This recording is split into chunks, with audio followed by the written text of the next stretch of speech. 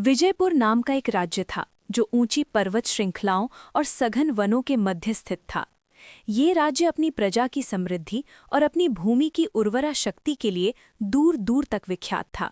यहाँ के नागरिक परिश्रमी और सत्यनिष्ठ थे और उनके शासक महाराज भानु प्रताप एक न्यायप्रिय और प्रजापालक राजा थे। किंतु विगत कुछ वर्षों से विजयपुर पर एक अज्ञात विपत्ति का अंधकार छा गया था। एक विचित्र और रहस्यमयी व्याधि ने पूरे राज्य को अपनी जकड़ में ले लिया था, जिससे लोग निरंतर दुर्बल होते जा रहे थे। उनकी आंखों का तेज समाप्त हो रहा था और उनके मुख से हास्य विलुप्त हो गया था। बड़े बड़े राजवैद्य और चिकित्सक इस रोग का कोई भी निदान खोजने में असफल सिद्ध हो रहे थे। राज्य का कोष प्रजा के उपचार पर रिक्त होता जा रहा था, परंतु किसी के स्वास्थ्य में कोई लाभ नहीं हो रहा था। इसी राज्य के एक सुदूर ग्राम में ध्रुव नाम का एक नवयुवक रहता था। ध्रुव ना तो कोई राजपुत्र था और ना ही कोई प्रसिद्ध योद्धा। वो एक सामान्य कृषक का पुत्र था, किंतु उसकी दृष्टि में असाधारण तीक्ष्णता थी और उसका मस्तिष्क किसी भी जटिल समस्या को सुलझाने में निपुण था। वो शारीरिक शक्ति की अपेक्षा अपनी बुद्धि और विवेक के प्रयोग में अधिक विश्वास रखता था। उसकी एक अनुजा थी मीरा, जो उसे अपने प्राणों से भी अधिक प्रिय थी। ये रहस्यमयी व्याधि मीरा को भी ग्रस चुकी थी। वो एक कोमल लता की भांति दिन प्रतिदिन मुरझाती जा रही थी और ध्रुव उसे इस दयनीय दशा में देखकर भीतर ही भीतर टूट रहा था। विजयपुर में पीढ़ियों से एक प्राचीन आख्यान सुनाया जाता था। राज्य की उत्तरी सीमा पर स्थित देवगिरी पर्वत की सर्वोच्च मेघों से आच्छादित चोटी पर एक दिव्य निधि छिपी हुई है।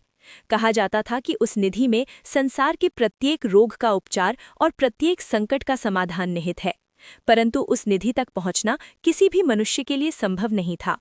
उसकी रक्षा एक अद्भुत पंखों वाला सिंह करता था, जिसका नाम वज्रांग था।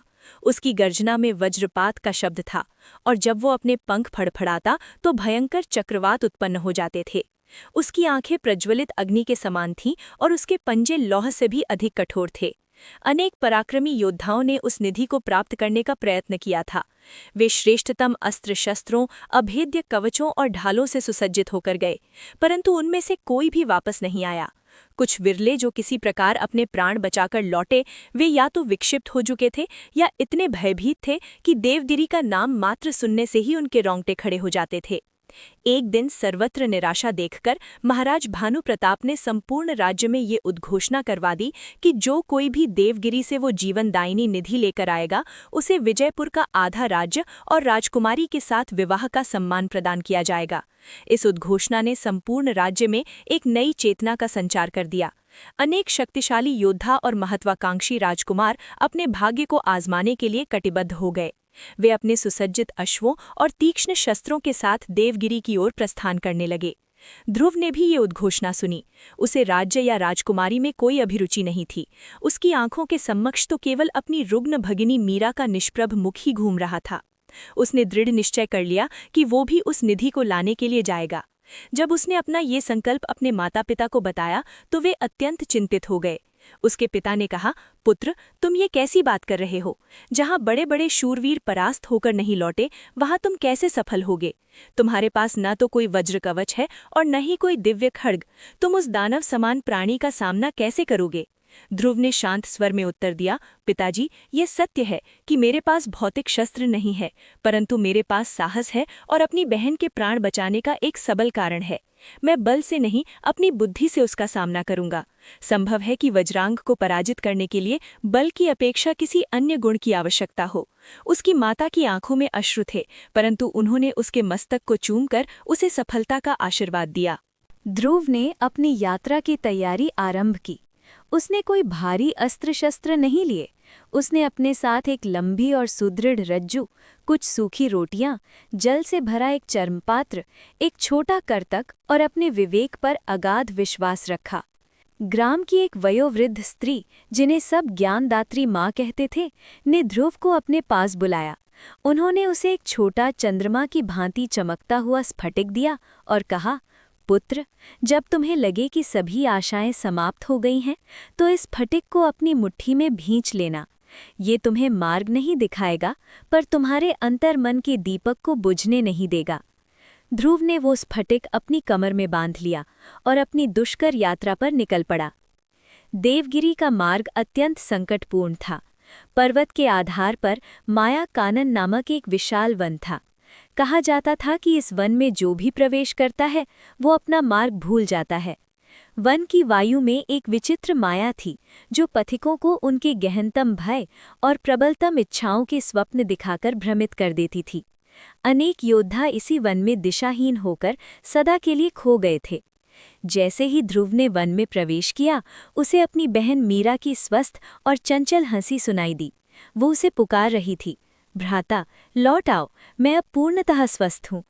एक क्षण के लिए ध्रुव का हृदय उस ध्वनि की ओर भाग जाने को हुआ, परंतु अगले ही पल उसे स्मरण हो आया कि मीरा तो ग्राम में रोगशैया पर है। उसने अपनी आंखें बंद कीं और अपने लक्ष्य पर ध्यान केंद्रित किया। उसने स्वयं से कहा, ये वन मुझे मेरे पथ से भटकाना चाहता है। उसने उन ध्वनियों को अनसुना कर दिया और केवल सूर्य की दिशा तथा वृक्षों की छाल के सहारे आगे बढ़ता रहा। वो कई दिनों तक उस वन में भटकता रहा, क्षुधा पिपासा से पीड़ित, पर उसने अपना ध्यान भंग नहीं होने दिया। अंततः वो उस माया कानन को पार करने में सफल रहा। वन की दूसरी ओर नैराश्य नदी बहती थी। इस नदी का जल इतना शीतल और कृष्ण वर्ण का था कि उसे देखने मात्र से ही मन में घोर अवसाद उत्पन्न हो जाता था। किंवदंतियों के अनुसार जो भी इस नदी का जल पान करता या उसे स्पर्श करता, उसका समस्त धैर्य और आशा नष्ट हो जाती और वो वहीं तट पर बैठकर तब तक रुदन करता जब तक वो शिला में परिवर्तित न हो जाता। नदी बहुत चौड़ी थी और उसकी धारा बहुत वेगवान थी। ध्रुव ने नदी के तट पर बैठकर विचार किया। उसने देखा कि तट पर मजबूत और लचीली लताएं थीं। उसने कई घंटों के अथक परिश्रम से उन लताओं को काटकर उनसे एक छोटी नौका का निर्माण किया। उसने नौका को जल में ढकेलने से पूर्व अपने हाथों और पैरों पर वस्त्र लपेट लिए ताकि नदी का जल उसे छू न सके। वो सावधानी से नौका पर बैठा और अपने करतक को पतवार की भांति उपयोग करते हुए नदी पार करने लगा। नदी के मध्य में उसे अपने माता पिता के हृदय विदारक क्रंदन की ध्वनियां सुनाई दी। उसे लगा जैसे संपूर्ण जगत उसकी विफलता पर व्यंग्य कर रहा है। एक क्षण के लिए उसका साहस टूटने लगा, परंतु तभी उसकी दृष्टि अपनी कमर में बंधे उस चमकते स्फटिक पर पड़ी। उसने उसे अपनी मुट्ठी में भींच लिया। एक अद्भुत ऊष्मा और शक्ति का संचार उसके पूरे शरीर में हो गया। उसने अपनी पूरी शक्ति से नौका को दूसरे तट तक पहुंचाया। नदी पार करने के बाद सीधी और खड़ी चढ़ाई आरंभ हुई। ये मौनगिरी थे। इन चट्टानों पर आरोहण करना अत्यंत कठिन था। वे इतनी चिकनी थीं कि उन पर पकड़ बनाना लगभग असंभव था, और सबसे बड़ी चुनौती ये थी कि यहाँ थोड़ी सी भी तीव्र ध्वनि करने पर चट्टानें दरकने लगती थीं और प्रलयंकारी हिमपात होने लगता था। ध्रुव ने अपनी पीठ से रज्जू खोली। वो अपना प्रत्येक पग अत्यंत सतर्कता से रख रहा था। वो अपनी श्वास को भी इस प्रकार नियंत्रित कर रहा था कि कोई तीव्र ध्वनि न हो। कई बार उसका पैर फिसला, कई बार नुकीले प्रस्तरों से उसके हाथ पैर लहूलुहान हो गए, परंतु उसने हार नहीं मानी। दिन और रात के अथक परिश्रम के बाद वो उन चट्टानों को पार कर देवगिरी के शिखर के निकट पहुंच गया। यहाँ का वातावरण सर्वथा भिन्न था। वायु अत्यंत विरल थी और श्वास लेने में कठिनाई हो रही थी। चारों ओर अद्भुत और सुंदर पुष्प खिले थे जो अंधकार में भी प्रकाशमान थे। यहाँ एक अलौकिक शांति व्याप्त थी। कुछ दूर चलने पर उसे एक विशालकाय गुफा का द्वार दिखाई दिया। गुफा का मुख इतना बड़ा था कि उसमें एक पूरा राजप्रासाद समा सकता था।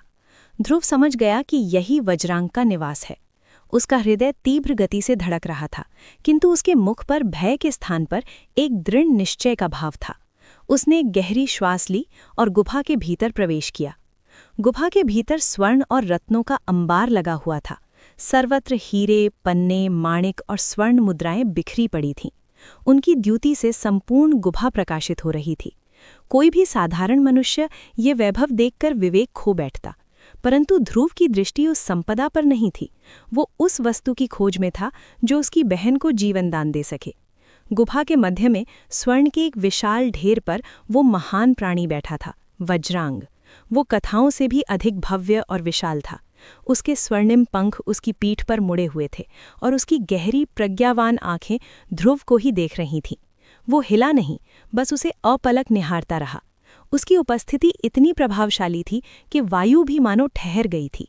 ध्रुव ने न तो कोई शस्त्र निकाला, जो उसके पास था ही नहीं, और न ही कोई आक्रामक संकेत दिया। उसने अपने दोनों हाथ जोड़कर वज्रांग को प्रणाम किया। एक मेघ गर्जना के समान ध्वनि गुफा में गूंजी, जो वज्रांग के कंठ से निकली थी। वो मानवों की भाषा नहीं थी, परंतु ध्रुव उसके शब्दों का अर्थ अपने मन में समझ सकता था। एक और मनुष्य, वज्रांग ने कहा, स्वर्ण और लोभ का एक और कीट। बताओ, तुम यहाँ क्या लेने आए हो? अपने प्राण गंवाने या इस चमकते हुए पाषाण समूह में समाधि लेने? ध्रुव ने शांत और सम्मानपूर्ण स्वर में उत्तर दिया, हे महान वज्रांग, मैं यहाँ स्वर्ण या रत्न लेने नहीं आया हूँ। मैं उस निधि की खोज में आया हूँ जो जीवन प्रदान करती है। मेरे राज्य पर एक महामारी का संकट है और मेरी अनुजा मृत्युशैया पर है। मैंने सुना है कि यहाँ प्रत्येक पीड़ा का उपचार है। वज्रांग की आंखों में एक क्षण के लिए विस्मय का भाव उभरा। उसने अब तक जितने भी मनुष्यों को देखा था, वे सब आते ही स्वर्ण पर झपटते थे या उस पर आक्रमण का प्रयास करते थे। ये प्रथम अवसर था कि किसी ने इस प्रकार संवाद किया था। वज्रांग ने कहा, निधि? तुम जिसे निधि समझते हो वो केवल लोभी नेत्रों का भ्रम है। वास्तविक निधि प्राप्त करने के लिए बल की नहीं, चरित्र की परीक्षा देनी होती है। क्या तुम परीक्षा के लिए प्रस्तुत हो? ध्रुव ने बिना किसी संकोच के कहा, मैं प्रस्तुत हूँ। वज्रांग अपने स्थान से उठा। उसके पंख फैले और एक तीव्र वायु का झोंका गुफा में बह गया, जिससे स्वर्ण मुद्राएं खनक उठीं। मेरी प्रथम परीक्षा विवेक की है, वज्रांग ने गर्जना करते हुए कहा। मुझे एक ऐसी वस्तु का नाम बताओ जो सम्राट के पास भी नहीं है और भिक्षुक के पास भी नहीं है, किंतु यदि तुम उसे प्राप्त कर लो तो सम्राट भी तुम्हारे समक्ष नतमस्तक होगा और भिक्षुक भी तुम्हें आशीष देगा। ध्रुव ने एक क्षण के लिए विचार किया। ये एक गहन पहेली थी। उसने धन, शक्ति, ज्ञान सभी के विषय में सोचा। फिर उसकी दृष्टि गुफा में बिखरे स्वर्ण पर पड़ी और उसे बोध हुआ कि ये सब व्यर्थ है यदि जीवन ही न रहे। उसने उत्तर दिया, हे वज्रांग, वो वस्तु सच्चा संतोष है। एक लोभी सम्राट के पास सर्वस्व होकर भी संतोष नहीं होता और एक अभावग्रस्त भिक्षुक के पास कुछ न होने पर भी संतोष हो सकता है। परंतु जिसे सच्चा संतोष प्राप्त हो जाए, वो किसी वस्तु का आकांक्षी नहीं रहता। सम्राट उसकी निस्पृहता के समक्ष झुकता है और भिक्षुक उसकी आत्मिक समृद्धि को पहचानता है। वज्रांग के मुख पर प्रशंसा का भाव दिखा। उचित उत्तर, उसने कहा। अब द्वितीय परीक्षा, ये साहस की परीक्षा है। इतना कहकर वज्रांग ने अपनी आंखें बंद कर ली। अकस्मात गुफा का दृश्य परिवर्तित हो गया। ध्रुव ने स्वयं को अपनी ग्राम में पाया। उसके समक्ष उसकी बहन मीरा खड़ी थी, पूर्णतः स्वस्थ और हंसती खेलती। वो दौड़कर ध्रुव के गले लग गई और बोली, भ्राता, तुम कहाँ चले गए थे? मैं अब बिल्कुल ठीक हूँ। देखो, ग्राम के सभी लोग स्वस्थ हो गए हैं। चलो, घर चलो, माता पिता प्रतीक्षा कर रहे हैं। ध्रुव की आंखों में अश्रु आ गए। यही तो वो देखना चाहता था। उसका मन हुआ कि वो सब कुछ त्याग कर अपनी बहन के साथ घर चला जाए, परंतु फिर उसने ध्यान से देखा। मीरा की आंखों में वही स्नेह था, पर उसकी हंसी में कुछ रिक्तता थी। ग्राम प्रसन्न था, पर उस प्रसन्नता में एक विचित्र नीरवता थी। उसे ज्ञानदात्री माँ की बात स्मरण आई, माया तुम्हारे गहनतम भय और तुम्हारी प्रबलतम इच्छा का रूप ले सकती है। ध्रुव समझ गया कि ये वज्रांग द्वारा निर्मित एक मायाजाल है, जो उसे उसके लक्ष्य से विचलित करने के लिए है। उसने अपनी बहन के कपोलों को स्पर्श किया और भारी हृदय से कहा, मीरा, तुम मेरी सबसे बड़ी प्रसन्नता हो, परंतु ये सत्य नहीं है। जब तक मैं वास्तविक औषधि लेकर नहीं आता, तुम स्वस्थ नहीं हो सकती। मुझे जाना होगा। जैसे ही उसने ये कहा, वो भ्रमजाल टूट गया और वो पुनः गुफा में वज्रांग के समक्ष खड़ा था। वज्रांग अब और भी अधिक प्रभावित प्रतीत हो रहा था। तुमने अपनी सबसे बड़ी अभिलाषा का परित्याग कर दिया, उसने कहा। यही सच्चा साहस है जो खड्ग चलाने से कहीं श्रेष्ठ है। अब अंतिम परीक्षा, जो सर्वाधिक कठिन है, ये निस्वार्थता की परीक्षा है। वज्रांग ने अपने पंजे से संकेत किया। गुफा के एक कोने में 2 मंजूषाएं प्रकट हुईं। एक मंजूषा स्वर्ण की बनी थी और रत्नों से जड़ी थी। दूसरी मंजूषा साधारण काष्ठ की बनी थी, जिस पर कोई अलंकरण नहीं था। वज्रांग ने कहा, स्वर्ण मंजूषा में संसार की समस्त संपदा है, इतनी कि तुम और तुम्हारी आने वाली 7 पीढ़ियां भी शासन कर सकती हैं। काष्ठ की मंजूषा में केवल एक छोटा सा बीज है। ये संजीवनी पुष्प का बीज है। यदि इसे तुम्हारी भूमि में रोपा जाए तो इससे एक पौधा उगेगा, जिसके पुष्प से तुम्हारी बहन और तुम्हारे राज्य के सभी लोग स्वस्थ हो जाएंगे। परंतु ये पौधा केवल एक बार पुष्पित होगा और फिर नष्ट हो जाएगा। तुम इन दोनों में से केवल एक ही वस्तु चुन सकते हो। ध्रुव के लिए ये कोई परीक्षा ही नहीं थी। उसने एक क्षण भी व्यर्थ नहीं किया। वो सीधा काष्ठ की मंजूषा की ओर बढ़ा और उसे उठा लिया। उसने वज्रांग की ओर देखकर कहा, मुझे उस संपदा का क्या करना जो मेरे प्रियजनों के अश्रुओं पर निर्मित हो। मैं ये बीज लूंगा। जैसे ही ध्रुव ने ये कहा, वज्रांग की गर्जना एक शांत और सौम्य स्वर में बदल गई। वो ध्रुव के समक्ष सिर झुकाकर बैठ गया। विजयी हुए मानव, उसने कहा, वर्षों से मैं इसी क्षण की प्रतीक्षा कर रहा था। मैं इस निधि का रक्षक हूँ, बंदी नहीं। मुझे देवों ने ये दायित्व सौंपा था कि मैं इस संजीवनी पुष्प के बीज को तब तक सुरक्षित रखूं जब तक कोई ऐसा व्यक्ति ना आए जो लोभ, भय और स्वार्थ से परे हो। तुम प्रथम हो जो मेरी तीनों परीक्षाओं में उत्तीर्ण हुए हो। ये बीज अब तुम्हारा है। गुफा में बिखरा समस्त स्वर्ण और रत्न बालू के कणों की भांति विलीन हो गया। अब गुफा में केवल वज्रांग, ध्रुव और उसके हाथ में काष्ठ की छोटी मंजूषा थी। वज्रांग ने कहा, अब जाओ और अपने लोगों के जीवन की रक्षा करो, परंतु स्मरण रखना, ये बीज केवल पवित्र हृदय और निस्वार्थ हाथों से ही रोपा जा सकता है। ध्रुव ने वज्रांग को धन्यवाद दिया और गुफा से बाहर निकल गया। वापसी की यात्रा भी उतनी ही कठिन थी, परंतु अब ध्रुव के मन में एक नई ऊर्जा और आशा थी। जब वो मौनगिरी से उतर रहा था तो उसे एक आहत योद्धा मिला। उसका पैर टूट गया था और वो भूख प्यास से व्याकुल था। ध्रुव ने अपने बचे हुए भोजन और जल में से उसे भाग दिया और रज्जू की सहायता से उसे सुरक्षित नीचे उतारने में सहायता की। अनेक सप्ताहों की कठिन यात्रा के पश्चात ध्रुव अपने ग्राम वापस पहुंचा। वो पूर्णतः थक चुका था। उसके वस्त्र छिन्न भिन्न थे और शरीर पर अनगिनत घाव थे, किंतु उसकी आंखों में विजय की आभा थी। वो सीधा अपने घर गया। उसकी बहन मीरा की दशा और भी गंभीर हो चुकी थी। ध्रुव ने काष्ठ की मंजूषा खोली और उसमें से वो छोटा भूरे रंग का बीज निकाला। उसने घर के प्रांगण में एक गड्ढा खोदा और उस बीज को रोप दिया। जैसे ही बीज ने मिट्टी का स्पर्श किया, एक चमत्कार हुआ। भूमि से एक हरी कोपल निकली और देखते ही देखते बढ़ने लगी।